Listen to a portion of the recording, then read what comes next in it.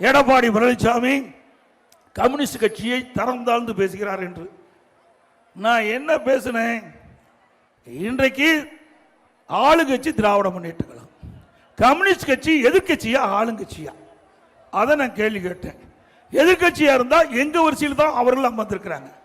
அப்படி எதிர்கட்சியில் வரிசையில் அமர்ந்துகிட்டு பொழுது மக்களுடைய பிரச்சனை வைக்கின்ற பொழுது மக்களுடைய பிரச்சனையை சட்டமன்றத்தில் எடுத்து சொல்ல வேண்டும், பொது வெளியில் எடுத்து சொல்ல வேண்டும்.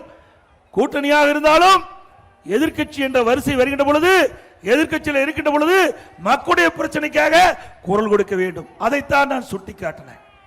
ஆனா அவருக்கு கோபம் பொத்து கொண்டு வந்து ஏதோ பேசியிருக்கிறார். அது மட்டுமல்ல,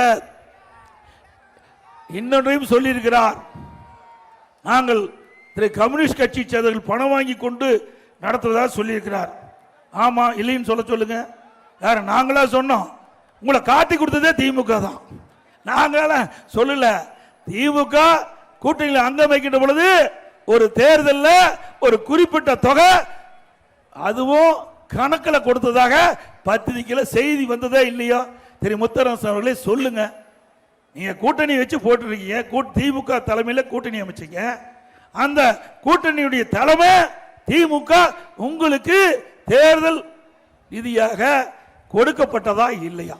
அதுதான் எங்களுடைய கேள்வி.